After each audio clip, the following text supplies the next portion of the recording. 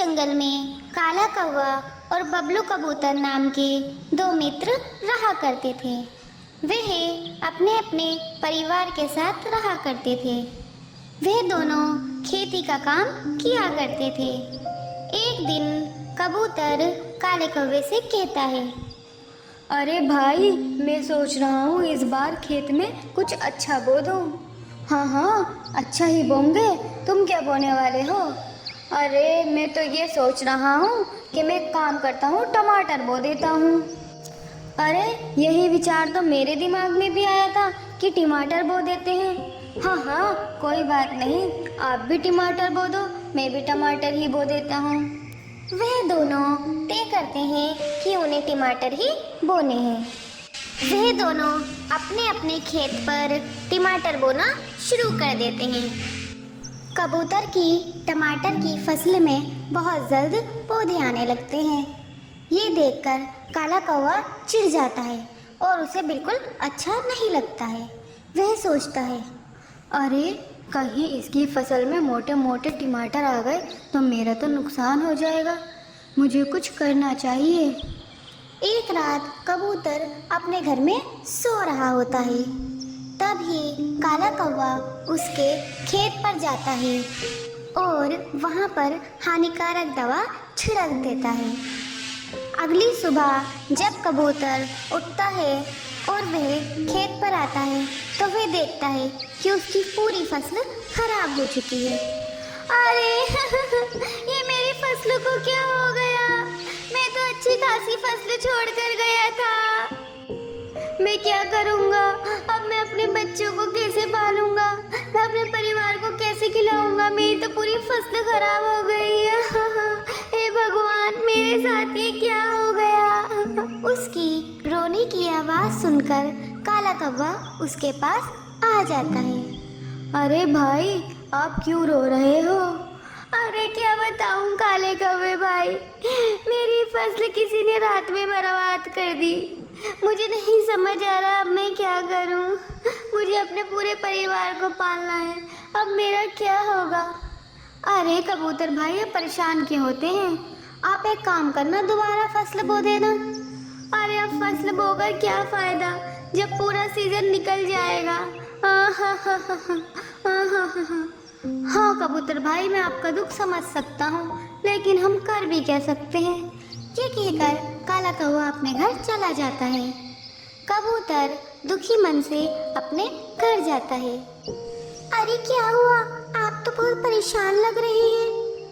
मत पूछो क्या हुआ, बस ये समझ लो कि अब हमारी फसल खराब हो चुकी है। अब हमारे पास खाने के लिए कुछ नहीं होगा और ना ही कुछ बेचने के लिए। क्या हमारी फसल खराब हो गई? पर हमारी फसल खराब हुई कैसे? कल तो वे पूरी तरह सही थी। मुझे तो कुछ समझ नहीं आ रहा कि अब मैं क्या करूं। अब मैं क्या करूंगा? अब हमारा क्या होगा? अरे आप परेशान क्यों होते हैं? हम दोबारा से फसल बोएंगे और देखना हमारी फसल इस बार बहुत अच्छी आएगी। उससे क्या फ़ायदा? सीज़न तो निकल चुका है, अब हम कुछ नहीं कर सकते। नहीं, हम कर सकते हैं, हम दोबारा से फसल ज़रूर बोएंगे। ये कहकर उसकी पत्नी और वह खेत पर जाते हैं और दोबारा से फसल बोने की तैयारी करने लगते हैं। इधर काला कौवा ये सब देख रहा होता है। हाँ हाँ, अब तुम कितनी भी फसल बोलो, अब तुम्हारा फ़ायदा नहीं होने वाला है। हाँ हाँ हाँ, क्योंकि सीज़न तो निकल चुका है। कुछ समय बाद ही काले कौवे के खेत पर मोटे मोटे टमाटर आ जाते हैं। अरे वाह, मेरे टमाटर तो बहुत बढ़िया आए हैं। अब मैं इन्हें तोड़ करके बाजार में बेच आता हूँ और मुनाफा कमाता हूँ। काला कौवा टमाटर तोड़ करके बाजार में ले जाता है और वहाँ टमाटर बेचने लगता है। उसके टमाटर 20 रुपए किलो के भाव से बिक जाते हैं। इधर कबूतर के खेत पर पौधे भी आने लगते हैं। समय बीतता जाता है। एक दिन जंगल में बाढ़ आ जाती है और पूरा जंगल बहने की कगार पर पहुंच जाता है। वहीं अन्य पक्षियों के खेत भी पूरी तरह से खराब हो जाते हैं। इधर अरे वाह, ये टमाटर तो बहुत मोटे मोटे और लाल लाल है। अब हम इन्हें बेच करके आराम से पैसे कमा सकते हैं। मैंने आपसे कहा था ना, आप हिम्मत मत हारिए, भगवान सबका साथ देता है। तो अब भगवान ने हमारा भी तो साथ दिया ना।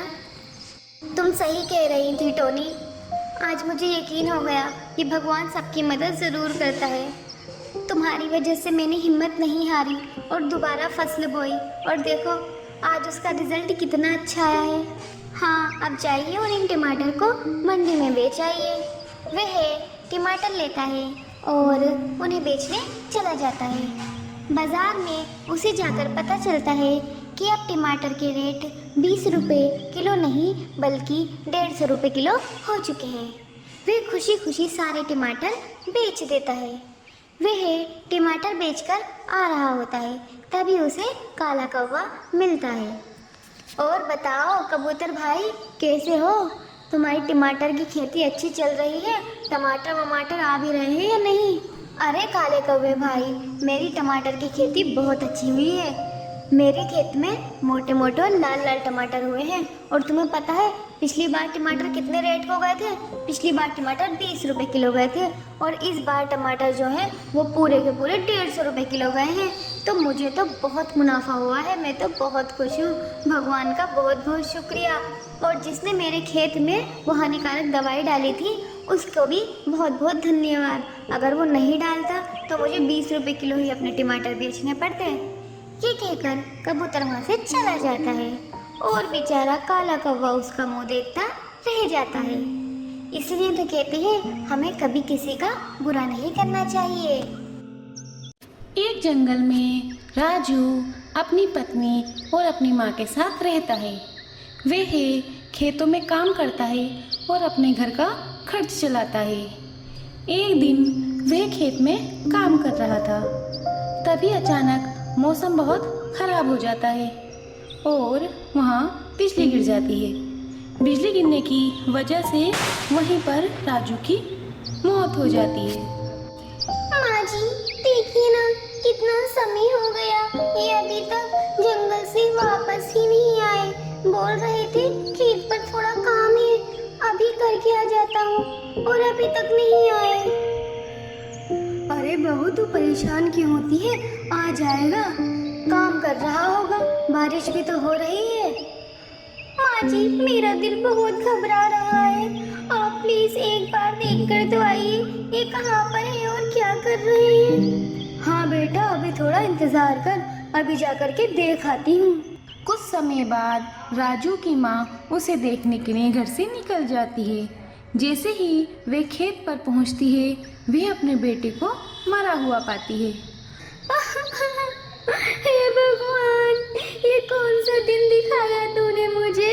मेरे जवान बेटे को उठा लिया।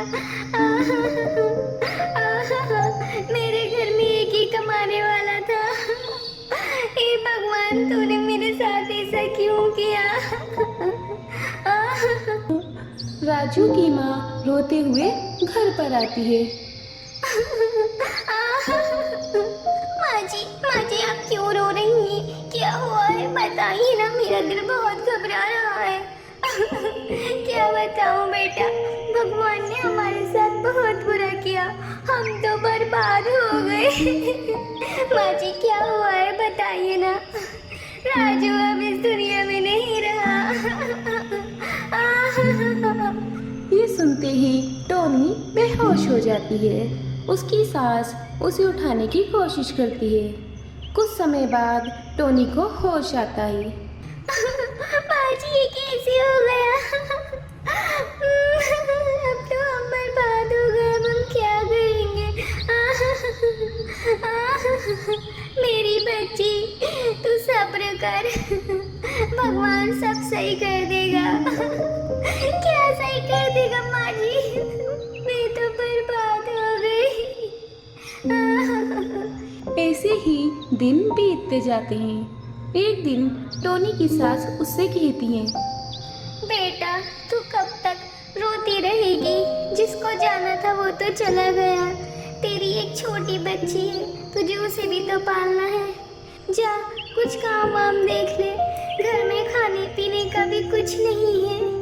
ये सुनते ही टोनी खड़ी हो जाती है।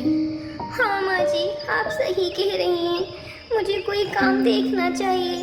टोनी काम देखने के लिए घर से निकल जाती है। कुछ दूरी पर जाकर वह देखती है कि एक खेत पर मजदूर काम कर रहे होते हैं। वहीं पर एक सेठ कुर्सी डालकर बैठा होता है। सेठ जी, क्या आप मुझे काम दे सकते हैं? मैं मन लगा के काम करूँगी। हाँ हाँ ठीक है, जा तू भी काम कर ले इन मजदूरों की तरह। टोनी चिड़िया वहाँ पर काम करने लगती है, परंतु वह ठीक प्रकार से काम नहीं करती। ये सब चीज़ें सेठ देख रहे होते हैं। वह टोनी के पास आते हैं और कहते हैं, हे चिड़िया, तू मेरे खेत पर सही से काम नहीं कर रही है, ऐसे में काम नहीं करवा सकता, चल भाग यहाँ से। कहकर सेठ उसे वहाँ से भगा देता है। टोनी चिड़िया परेशान होकर अपने घर आ जाती है। क्या हुआ बेटा, तू क्यों परेशान है? माँ जी, मुझे एक जगह काम मिला तो था, लेकिन मुझसे तो मजदूरी होती ही नहीं, तो उन्होंने मुझे वहाँ से भगा दिया। अब हम क्या करेंगे? बेटा एक काम कर, हमारे खेत में बहुत सारा गन्ना है, क्यों ना हम गन्ने का जूस बेचने लगे। हाँ माँ जी, आप सही कह रही हैं, मैं कल से ही गन्ने ले जाती हूँ और जूस बनाकर बेचती हूँ। अगले दिन टोनी जूस बेचना शुरू कर देती है। उसका गन्ने का जूस इतना स्वादिष्ट होता है कि जल्द ही वह अपने जंगल में बहुत ज़्यादा प्रसिद्ध हो जाती है और उसके पैसों की समस्या भी बहुत जल्द दूर हो जाती है। जंगल के सभी पक्षी उसके पास आकर गन्ने का जूस पीते हैं और उसके पास अब पैसों की कोई कमी नहीं होती। वह अपने परिवार के साथ खुशी खुशी रहने लगती है।